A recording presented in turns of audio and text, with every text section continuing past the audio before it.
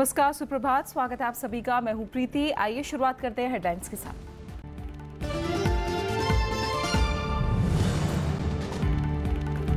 राष्ट्रपति पद के लिए रामनाथ कोविंद का नामांकन, कहा पार्टी नहीं संविधान सबसे ऊपर। पर्चा दाखिल कराने पहुंचे नरेंद्र मोदी, अमित शाह समेत कई राज्यों के मुख्यमंत्री।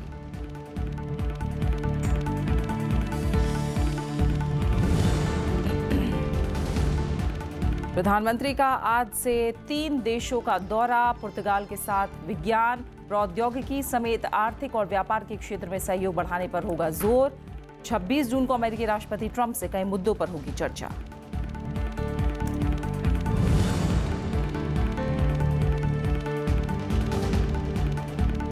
भारत रूस अंतर सरकारी आयोग की 17वीं बैठक, दोनों देशों के बीच सैन्य सहयोग के मसौदे पर हस्ताक्षर, अरुण जेटली और रूसी रक्षा मंत्री की मौजूदगी में करार।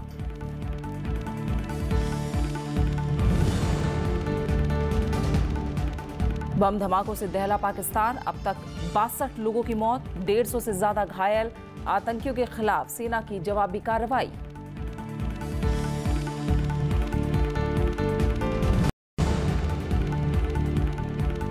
और ऑस्ट्रेलियन ओपन सुपर सीरीज के सेमीफाइनल में किदाम्बी श्रीकांत हमवतन खिलाड़ी बी साई प्रणीत को दी मात। महिला सिंगल्स मुकाबलों से साइना और सिंधु बाहर।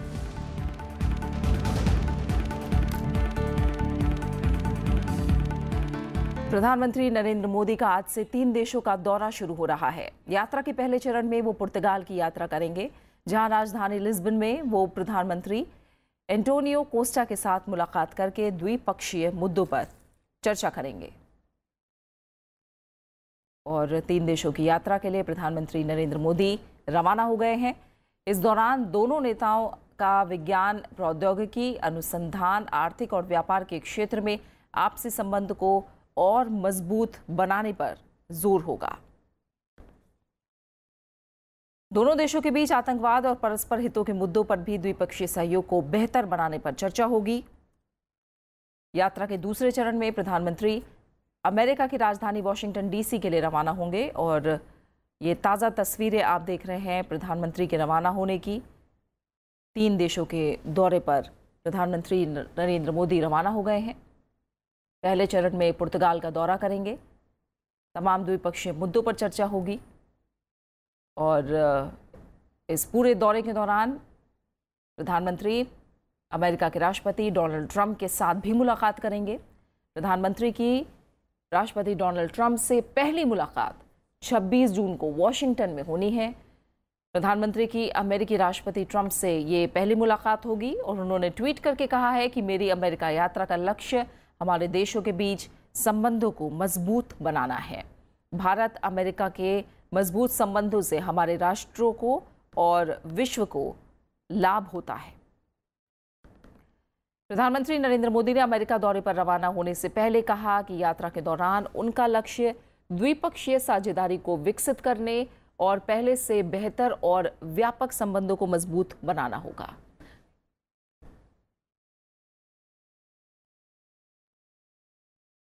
आगे की खबरों का रुख करते हैं। एनडीए की तरफ से रामनाथ कोविंद ने कल राष्ट्रपति पद के लिए नामांकन पत्र भरा। प्रधानमंत्री नरेंद्र मोदी, बीजेपी अध्यक्ष अमित शाह समेत कई आला नेता इस मौके पर मौजूद थे। एनडीए शासित राज्यों के मुख्यमंत्री भी नामांकन भरने के वक्त उनके साथ थे। एनडीए के राष्ट्रपति पद के उम्मीदवार रामनाथ कोविंद ने देश के 15वें राष्ट्रपति के लिए नामांकन पत्र भरा। प्रधानमंत्री नरेंद्र मोदी, बीजेपी अध्यक्ष अमित शाह, पार्टी के वरिष्ठ नेता लालकृष्ण आडवाणी और मुरली मनोहर जोशी के अलावा एनडीए शासित राज्यों के मुख्यमंत्री इस मौके पर मौजूद थे। तेलंगाना और तमिलनाडु के मुख्यमंत्री भी रामनाथ कोविंद के साथ थे।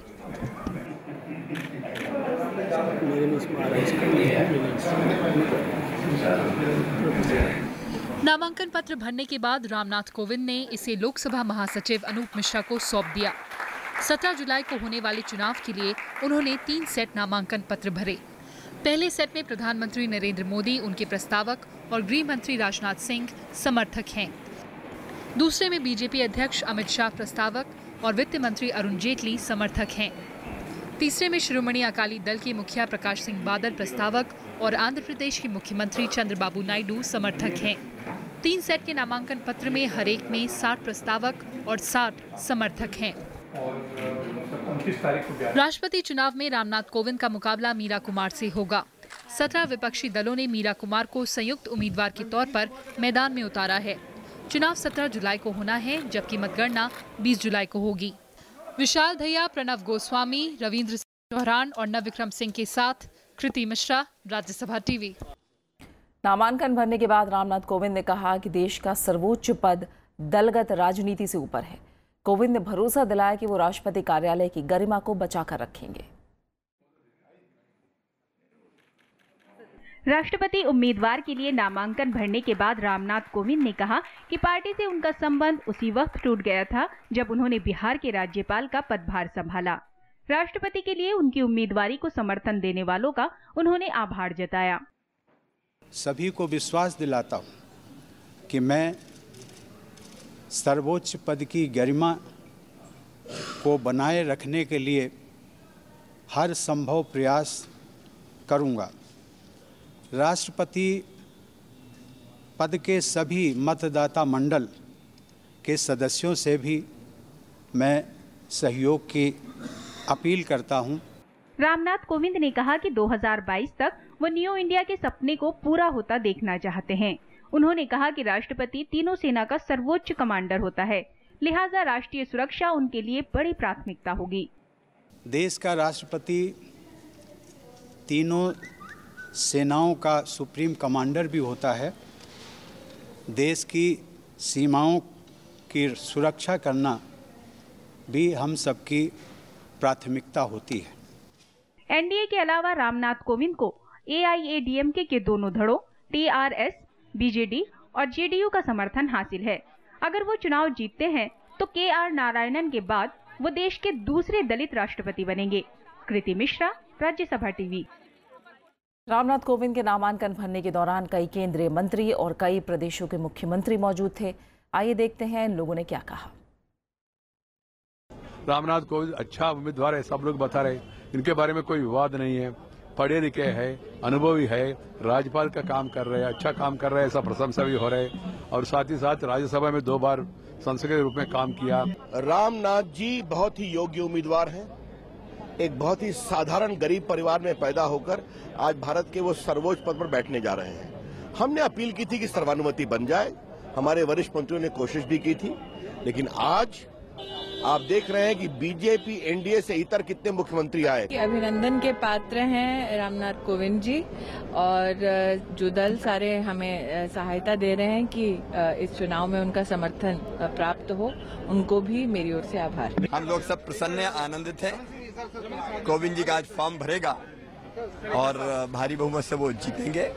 एक योग्य राष्ट्रपति देश को मिल रहा है। सभी लोग मौजूद हैं आज और बहुत अच्छा अवसर है पूरे देश के लिए, और जिन लोगों ने साथ दिया उनके लिए भी बहुत बहुत शुभकामना। देखिए, स्वागत योग्य है और हम प्रधानमंत्री जी और राष्ट्रीय अध्यक्ष जी का आभार व्यक्त करते हैं।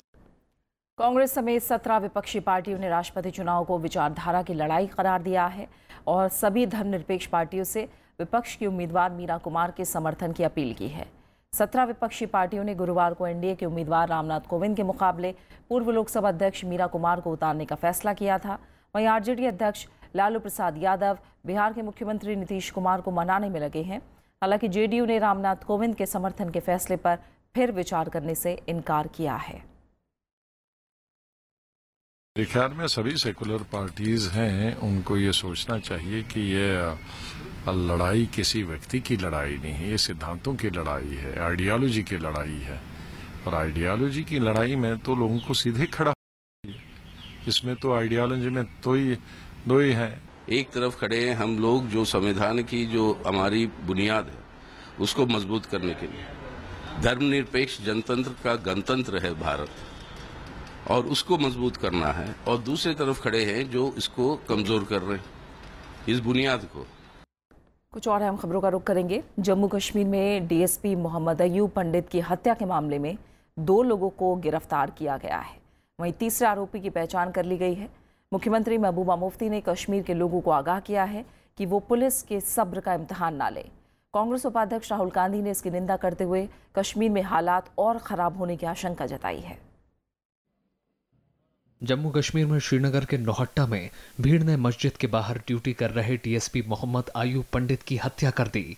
भीड़ ने पहले पुलिस अधिकारी को पकड़ा और पत्थर से पीट कर मार डाला।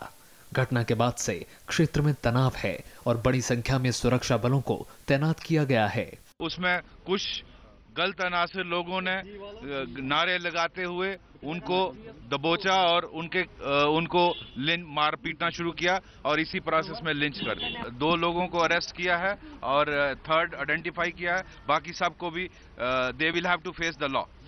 बहादुर पुलिस अधिकारी को सुपुर्दे खाक करने से पहले अंतिम विदाई दी गई। मुख्यमंत्री महबूबा मुफ्ती समेत वरिष्ठ पुलिस अधिकारियों ने उन्हें श्रद्धांजलि दी। इस मौके पर मुख्यमंत्री ने घटना को शर्मनाक बताया और लोगों को सचेत किया कि वो पुलिस के सब्र का इम्तिहान ना लें। जम्मू कश्मीर की जो पुलिस है ये पूरे मुल्क में one of the best police force है। इस वजह से ये सब्र कर रहे हैं कि जम्मू कश्मीर में अपने लोगों के साथ डील करते हुए दे आर शोइंग रेस्ट्रेंट। पर जिस दिन इनके सब्र का पैमाना लबरेज होगा तो मैं समझती हूँ बहुत मुश्किल हो जाएगी। तो ये उन लोगों को बेनकाब करती है जो मजहब के नाम पर लोगों को गुमराह करने का प्रयास भी कर रहे हैं और साथ ही साथ अपने राजनीतिक एजेंडा को आगे बढ़ाने का काम कर रहे हैं। गुरुवार रात जब ये वाकया हुआ, डीएसपी मोहम्मद आयूब पंडित ने जान बचाने के लिए फायरिंग भी की। इसमें 3 लोग घायल हुए। गोली सुनने के बाद पुलिसकर्मी और सीआरपीएफ के जवान मौके पर पहुंचे और डीएसपी को बचाने की कोशिश की, लेकिन तब तक डीएसपी की मौत हो चुकी थी। Bureau report, Rajya Sabha TV. प्रवर्तन निदेशालय ने टेरर फंडिंग पर शिकंजा कसना शुरू कर दिया है। घाटी में हिंसा फैलाने के लिए फंडिंग और आतंकी संगठनों से पैसे लेने को लेकर ईडी ने अलगाववादी संगठनों पर केस दर्ज किया है। टेरर फंडिंग के सिलसिले में लश्कर-ए-तैयबा के प्रमुख हाफिज सईद, दख्तरान-ए-मिल्लत, हिजबुल मुजाहिदीन और हुर्रियत कॉन्फ्रेंस के सदस्यों के खिलाफ मनी लॉन्ड्रिंग का एक मामला दर्ज किया है। ईडी ने इससे पहले हवाला के जरिए पाकिस्तान से फंडिंग की जांच के लिए हुर्रियत नेताओं के खिलाफ प्रारंभिक जांच दर्ज की थी। इस सिलसिले में एनआईए ने पिछले दिनों कश्मीर के अलगाववादी नेताओं के कई ठिकानों पर छापेमारी की थी। दार्जिलिंग में राजनीतिक संकट गहराता जा रहा है। गोरखालैंड क्षेत्रीय प्रशासन के मुख्य कार्यकारी अधिकारी पद से बिमल गुरुंग ने इस्तीफा दे दिया है। गुरुंग ने पश्चिम बंगाल सरकार से 2 टूक कहा है कि उनकी मांग माने जाने तक आंदोलन जारी रहेगा। इस बीच बेमियादी बंद को लेकर हाईकोर्ट में दायर पीआईएल के बाद बिमल गुरुंग को कानूनी नोटिस भेजा गया है। कोलकाता हाईकोर्ट ने एसपी को निर्देश दिया है कि वो या तो सीधे गुरुंग को या फिर उनके दफ्तर में नोटिस पहुंचा दे। 5 साल पहले बने गोरखालैंड क्षेत्रीय प्रशासन यानी जीटीए के मुख्य कार्यकारी पद से गोरखा जनमुक्ति मोर्चा के अध्यक्ष बिमल गुरुंग ने इस्तीफा दे दिया है, जबकि जीजेएम महासचिव रोशन गिरी समेत कुल 43 लोगों ने भी जीटीए के अलग अलग पदों से इस्तीफा दे दिया है। 2012 में जीटीए बनने के बाद इस पर गोरखा जनमुक्ति मोर्चा का कब्जा है, जिसका कार्यकाल इस साल के अंत में खत्म हो रहा है। जीजेएम का कहना है कि जब तक उनकी मांगे नहीं मान ली जाती, आंदोलन जारी रहेगा। जब तक गवर्नमेंट नहीं करेंगे, until and unless they don't respond, this thing will carry on because this is not a political party's agitation. This is people's agitation. It's for the people, by the people, of the people. 20 जून को 14 पार्टियों और संगठनों की बैठक में यह तय हुआ था कि जीजेएम त्रिपक्षीय गोरखालैंड क्षेत्रीय प्रशासन संधि से बाहर निकलेगा। बिमल गुरुंग ने 27 जून को जीटीए अधिनियम और समझौते को जलाने की धमकी दी है। गोरखा जनमुक्ति मोर्चा ने 29 जून तक सभी बैठकों को रद्द कर दिया है। बेमियादी बंद के बीच दार्जिलिंग और कलिम्पोंग में जनजीवन लगातार 9वें दिन भी अस्त व्यस्त रहा। This is the first time General Party have come down to the street now. So we want Gorkhaland. This is the slogan we have been hearing all around. So now we want to prove a sincerity, and that is why General Party have come to the street now. इस बीच दार्जिलिंग के स्कूलों में फंसे बच्चों को बाहर जाने के लिए गोरखा जनमुक्ति मोर्चा ने बेमियादी बंद में 12 घंटों की ढील दी है। इस ढील के बाद ज्यादातर बोर्डिंग स्कूलों में ऐसी ही तस्वीरें देखने को मिल रही हैं। बाहर के रहने वाले सभी बच्चे तैयार होकर दार्जिलिंग से निकल रहे हैं। स्कूल प्रशासन को भरोसा है कि बच्चे सुरक्षित बाहर निकल जाएंगे। Because of this band, in fact, so we couldn't get. So today they have given us the safe passage and relaxation. So we are moving, and it is our scheduled holiday starting from today. So we have requested them. So we have got it. इस बीच दार्जिलिंग के ज्यादातर इलाकों में internet और cable सेवा बाधित है। कई इलाकों में पीने के पानी का संकट गहरा गया है। जरूरी सामानों की किल्लत लगातार बढ़ती जा रही है। Bureau report, Rajya Sabha TV. OBC आरक्षण की मांग को लेकर कल धौलपुर और भरतपुर के जाट समुदाय के लोग रेल की पटरियों पर बैठ गए। राजस्थान उत्तर प्रदेश सीमा पर रोडवेज बस में तोड़फोड़ भी की गई। आगरा और जयपुर हाईवे जाम रहा। चक्का जाम के चलते लोगों को खासी मुश्किलों का सामना करना पड़ा। जाट समुदाय के लोग ओबीसी के तहत आरक्षण की मांग कर रहे हैं। उनका कहना है कि सरकार उन्हें लिखित में जवाब दे। राजस्थान में आंदोलन के चलते दर्जनों ट्रेनों की आवाजाही पर असर पड़ा है। इन लोकेशंस पे स्प्रेड होने के बाद काफ़ी हमारी ट्रेनों की आवाजाही प्रभावित हो रही है और क्योंकि ये राजधानी रूट भी है दिल्ली मुंबई का, तो काफ़ी ट्रेनें इस रूट से जाती हैं, इम्पोर्टेंट रूट है, तो उनकी पंक्चुअलिटी भी प्रभावित होगी। काफ़ी ट्रेनें हमको कैंसिल करना पड़ेंगी, कुछ को डाइवर्ट करना होगा और कुछ को शॉर्ट टर्मिनेट करना होगा। आप बने रहिए हमारे साथ, खबरें जारी हैं। हम लौट रहे हैं एक छोटे से ब्रेक के बाद।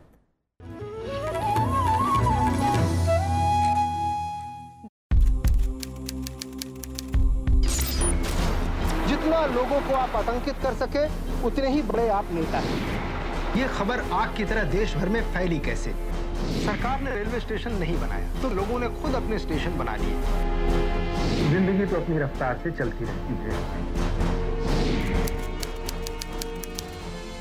उनकी नजर उनका शहर में सुरेंद्र प्रताप सिंह सिर्फ राज्यसभा टेलीविजन पर।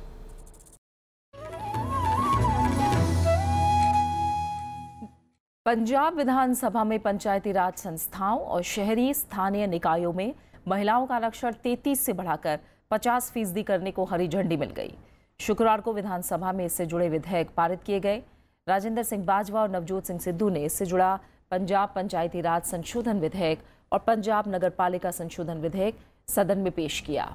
इन विधेयकों के पारित होते वक्त बीजेपी, अकाली दल और आम आदमी पार्टी के विधायक सदन से गैर हाजिर रहे। पंजाब विधानसभा से पारित हुए विधेयकों को महिला सशक्तिकरण की दिशा में एक अहम कदम माना जा रहा है।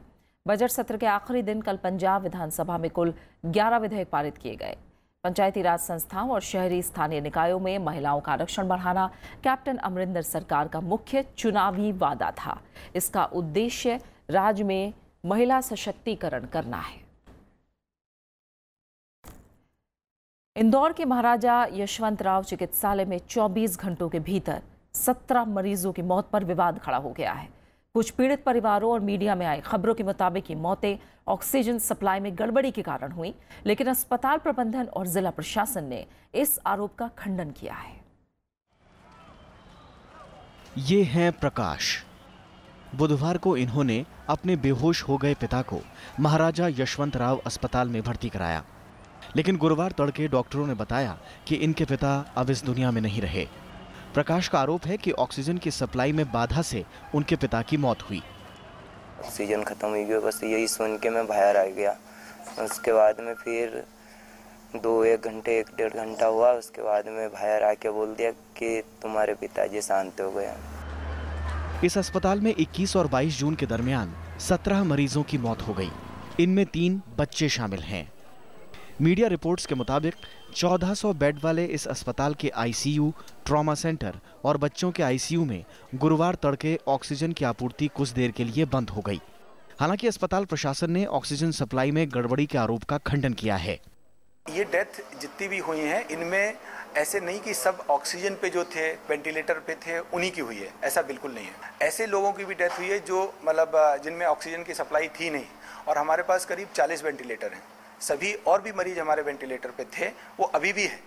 मीडिया में मामला आने के बाद इंदौर के कमिश्नर ने अस्पताल का दौरा किया। इस दौरान उन्होंने अस्पताल प्रशासन को आनन फानन में क्लीन चिट दे दी। इसमें कोई भी ऑक्सीजन सप्लाई फेलियर नहीं हुआ है और किसी भी तरह की कोई मेडिकल गलती से नहीं हुआ है। This information which has been published by a particular newspaper is wrong. लेकिन मृतकों की सूची जारी नहीं करना और बिना पोस्टमार्टम के जल्दबाजी में शवों को अस्पताल से बाहर भेज देना कुछ ऐसे सवाल हैं जिनका संतोषजनक जवाब अस्पताल प्रबंधन और जिला प्रशासन की ओर से नहीं मिला है। मई 2016 में भी यह अस्पताल संदेह के घेरे में आया था।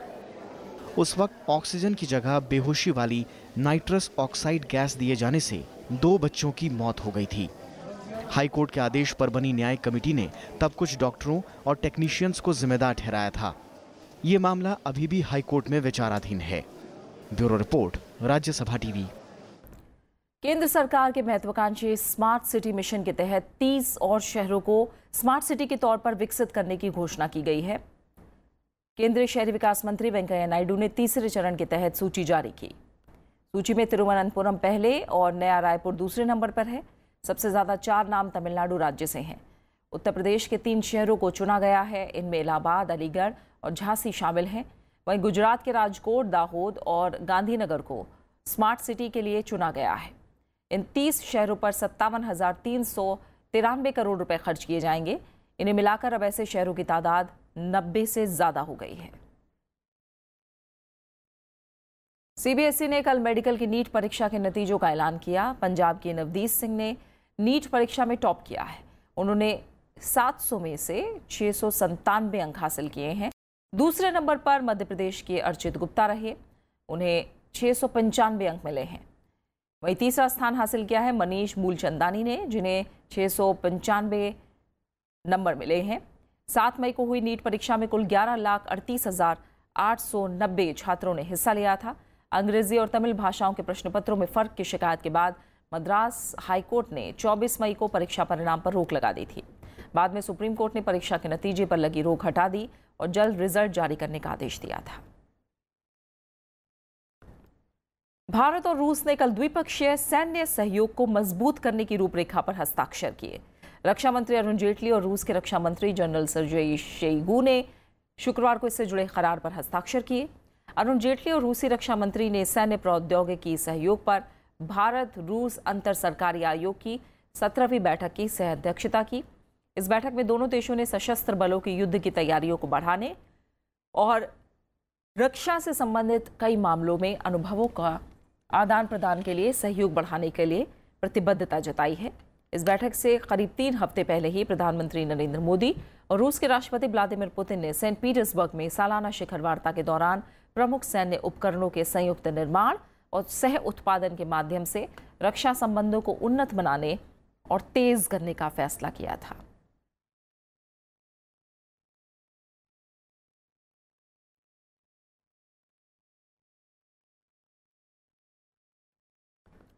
पीएसएलवी की 40वीं उड़ान के जरिए इसरो ने कल कामयाबी की नई इबारत लिखी और 31 उपग्रहों को एक साथ अंतरिक्ष की कक्षा में स्थापित किया। इसमें कार्टोसैट 2 के अलावा 14 देशों के 29 उपग्रह भी शामिल हैं। प्रधानमंत्री नरेंद्र मोदी समेत कई नेताओं ने वैज्ञानिकों को उनकी कामयाबी पर बधाई दी है। 10, 9, 8, 7, 6, 5, 4, 3, 2, 1, 0। पीएसएलवी C-38 ने श्रीहरिकोटा के सतीश धवन अंतरिक्ष केंद्र से आसमान की ओर उड़ान भरी और 27 मिनट बाद उसने कार्टोसैट 2 समेत 31 उपग्रहों को अंतरिक्ष की कक्षा में स्थापित कर दिया। With each PSLV launch, we are trying to improve our capability in one new area, like multiple restarts, multiple orbits, and different capabilities we are building. So with this, I'm very sure PSLV will continue to be the demanded vehicle for going into low Earth orbits. इस प्रक्षेपण की खासियत ये है कि इसमें उपग्रहों को अलग अलग स्तर पर स्थापित करने के लिए नई तकनीक का इस्तेमाल किया गया।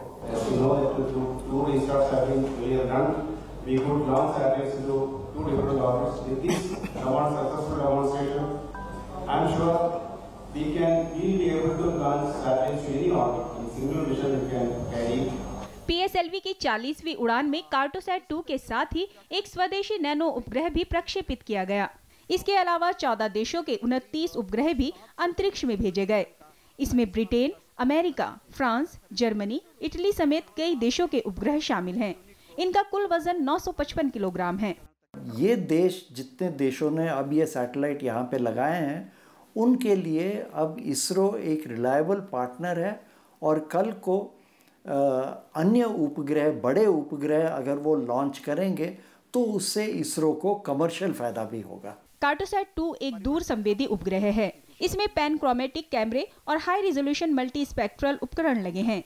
इसमें आसमानी आंख का इस्तेमाल विशेष तौर पर रक्षा क्षेत्र में किया जाएगा। इससे भेजी गई तस्वीरों का इस्तेमाल नक्शे बनाने, समुद्र तटीय और परिवहन नेटवर्क की निगरानी समेत भौगोलिक बदलावों से जुड़ी कई जानकारी जुटाने में किया जाएगा। कार्टोसैट का नाम ही यही बताता है कि ये कार्टोग्राफी या जो मैपिंग के लिए हम लोग यूज़ करेंगे, तो हमारे लिए एक तरह से अदृश्य एक आँख या इनविजिबल आई जो है स्पेस में हमारे लिए रहेगी इंडिया के ऊपर। 5 जून को इसरो ने GSLV Mark 3 का सफल प्रक्षेपण किया था। इसमें पहले 15 फरवरी को इसरो ने PSLV 37 के जरिए 104 उपग्रहों को अंतरिक्ष में स्थापित कर इतिहास रच दिया था। Bureau report, Rajya Sabha TV. Pakistan के 2 प्रांत कल धमाकों से दहल गए। बम धमाकों में 62 लोगों की मौत हो गई, जबकि 100 से ज्यादा घायल हुए। पाराचनार इलाके के कुर्रम जिले के भरे बाजार में हुए धमाके ने लोगों में दहशत डाल दी। पहला धमाका अकबर खान बाजार में हुआ, जहां लोग ईद के लिए खरीदारी कर रहे थे। जब लोग उस जगह पर राहत बचाव के लिए इकट्ठा हुए तो उसके बाद उसी जगह पर दूसरा धमाका हुआ। स्थानीय लोगों में इसके बाद हलचल मच गई। घायलों का इलाज सरकारी अस्पतालों में जारी है। सुरक्षा बलों ने पूरे इलाके में सर्च ऑपरेशन शुरू किया है। वहीं दूसरी तरफ पाकिस्तान के क्वेटा शहर के प्रांतीय पुलिस प्रमुख के कार्यालय के पास एक शक्तिशाली कार बम विस्फोट हुआ, जिसमें 13 लोगों की मौत हो गई, 20 से ज्यादा लोग घायल हुए। मरने वालों में 6 पुलिसकर्मी भी शामिल हैं। विस्फोट वाली जगह पर कई अहम सरकारी दफ्तर हैं। पुलिस मामले की तहकीकात कर रही है।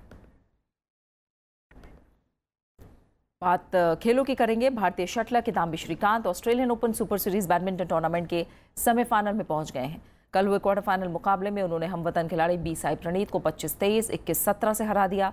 उधर महिला सिंगल्स मुकाबलों से साइना नेहवाल और PV सिंधु दोनों बाहर हो गई हैं। क्वार्टर फाइनल के अपने अपने मुकाबलों में उन्हें हार का सामना करना पड़ा। अब टूर्नामेंट में श्रीकांत के रूप में एकमात्र भारतीय चुनौती बची है।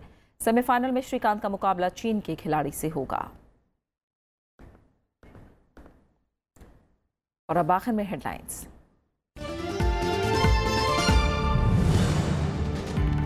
राष्ट्रपति पद के लिए रामनाथ कोविंद का नामांकन, कहा पार्टी नहीं संविधान सबसे ऊपर। पर्चा दाखिल कराने पहुंचे नरेंद्र मोदी, अमित शाह समेत कई राज्यों के मुख्यमंत्री।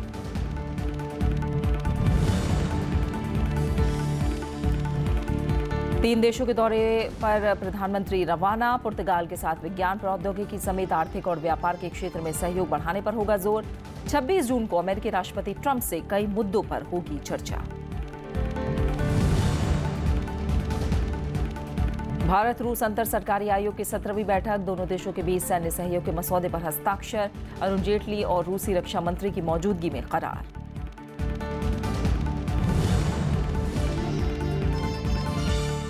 बम धमाकों से दहला पाकिस्तान, अब तक 62 लोगों की मौत, 150 से ज्यादा घायल। आतंकियों के खिलाफ सेना की जवाबी कार्रवाई।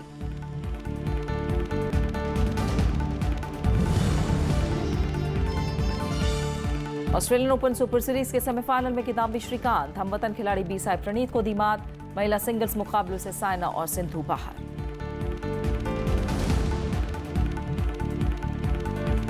और इसी के साथ फिलहाल इस बुलेटिन में इतना ही। आगे आप देश देशांतर।